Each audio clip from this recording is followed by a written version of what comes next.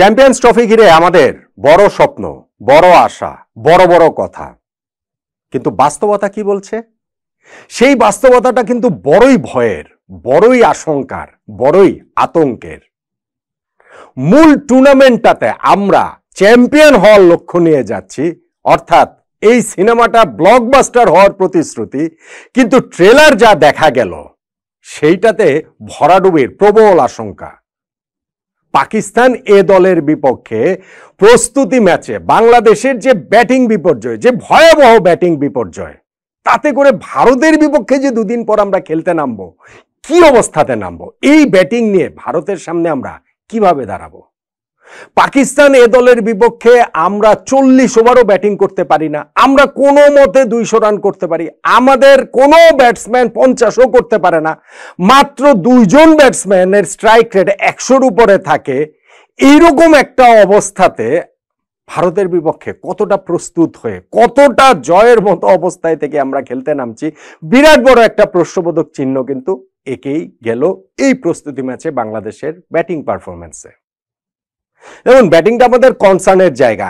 এই ম্যাচটাতে চাইলে বাংলাদেশ হচ্ছে গিয়ে প্রস্তুতি ম্যাচ তো 15 জন ব্যাটসম্যান, 15 জন বোলার, 15 জনরা ব্যাটিং করতে পারবে না, কিন্তু ধরেন হচ্ছে গিয়ে প্রপার সব ব্যাটসম্যান নিয়ে আমরা চাইলে খেলাতে পারতাম। বাংলাদেশ টিম ম্যানেজমেন্ট সেটা করেনি, এই জন্য তাদের একটা ধন্যবাদ প্রাপ্য যে প্রপার ম্যাচ সিচুয়েশনেই তারা খেলতে চেয়েছে। যেই কারণে পারভেজ হোসেন ইমনকে ব্যাটিং করানো হয়নি, যেই কারণে মাহমুদুল্লাহ রিয়াদকে ব্যাটিং করানো হয়নি।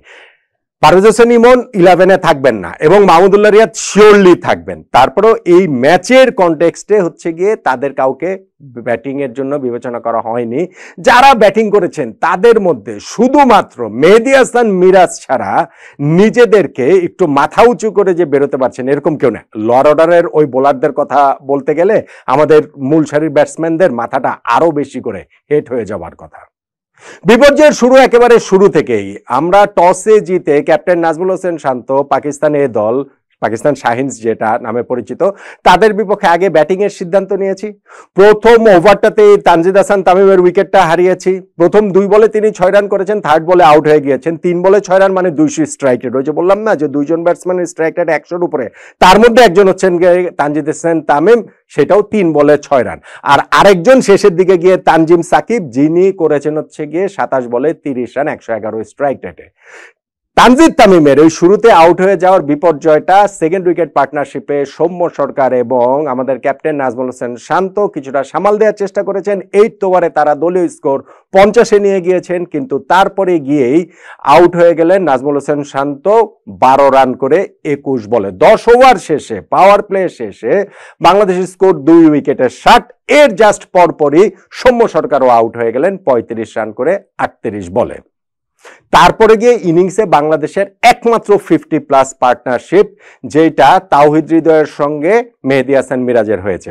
মেহেদী হাসান মিরাজকে এই ম্যাচেও 4 নম্বরে খেলানো হয়েছে। গত 2টা সিরিজে তিনি যেমন 4 নম্বরে খেলেছেন এবং ভালো পারফর্ম করেছেন, চ্যাম্পিয়ন্স ট্রফিতেও যে 4 নম্বর পজিশনটাতে তিনিই খেলবেন, সেইটা এই ম্যাচে তার 4 নম্বরে খেলাতে এবং দলের হাইয়েস্ট স্কোর করাতে সেইটা আরো বেশি করে স্পষ্ট হয়ে গেল।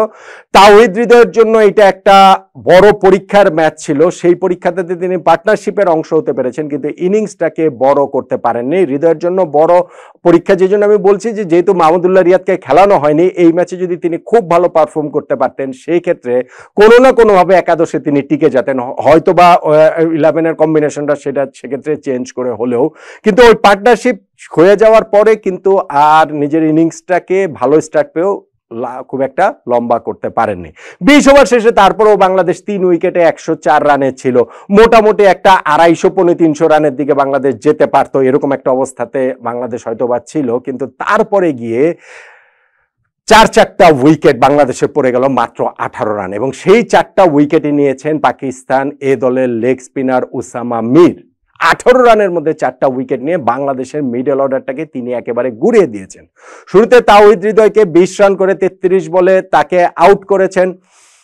মেহেদী হাসান মিরাজ, যিনি 44 বলে 53 বলে 44 রানের ইনফ্যাক্ট একটা ইনিংস খেলছেন, 50-র কাছাকাছি গিয়ে তিনি আউট হয়ে গেছেন। মুশফিকুর রহিম, তিনি স্টাম্পড আউট হয়ে গেছেন 14 বলে 7 রান করে, এবং জাকের আলী অনেক 5 বলে 4 রান করে আউট হয়ে গেছেন। 3 উইকেটে 119 থেকে all of a sudden Bangladesh 7 উইকেটে 137 রানে পরিণত হয়ে যায়। তখন তো মনে হচ্ছিল যে আমাদের যে ট্রেন্ড, জাতীয় দলে ধসে পড়ার যে ট্রেন্ড, তাতে 150 রানও হয়তো বা আমরা করতে পারবো না। শেষ পর্যন্ত আমরা 150 না 200 প্লাস করেছি।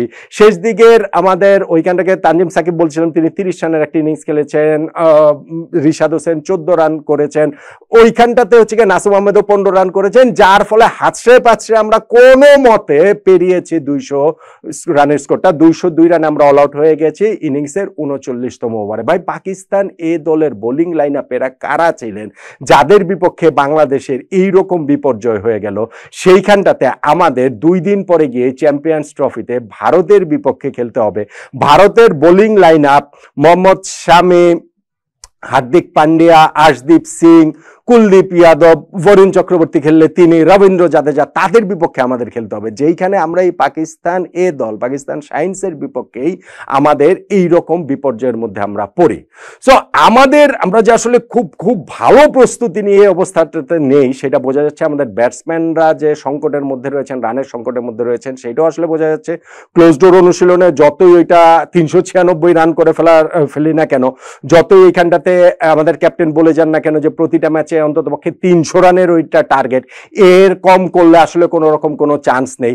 সেই ক্ষেত্রে গিয়ে আমরা ভারতের বিপক্ষে ম্যাচে মুখোমুখি হবার আগে চ্যাম্পিয়ন্স ট্রফিতে এই আমাদের ব্যাটিংটা কিন্তু একটা বিগ কনসার্ন হয়ে রয়েছে। যেটা আমি বলছিলাম যে পাকিস্তান এ দলের বিপক্ষে যদি আমরা কোনো মতে 200 করতে পারি, আমরা 40 ওভারও ব্যাটিং করতে না পারি, আমাদের ইনিংসে একটাও 50 না থাকে, আমাদের পুরো ইনিংসে যদি একটা মাত্র 50 প্লাস পার্টনারশিপ থাকে, কেবলমাত্র 2 জনের 100 প্লাস স্ট্রাইক রেট থাকে, এগুলো প্রত্যেকটাই স্ট্যাটই কিন্তু খুবই একটা বিপর্যয়ের সংকেত দিচ্ছে, বাংলাদেশের জন্য ভয়াবহ একটা অশনি সংকেত। এখন এইখান থেকে কত দ্রুত, আমি বারবার বলছি যে ম্যাচ রেজাল্টটা এক পাশে সরিয়ে রাখুন, ম্যাচ রেজাল্ট না, কিন্তু ব্যাটিং এর যখন এইরকম বিপর্যয়, তখন গিয়ে ভারতের বিপক্ষে ম্যাচে খেলার আগে বাংলাদেশের আসলে এখনো আরো অনেক কিছু করার বাকি রয়েছে।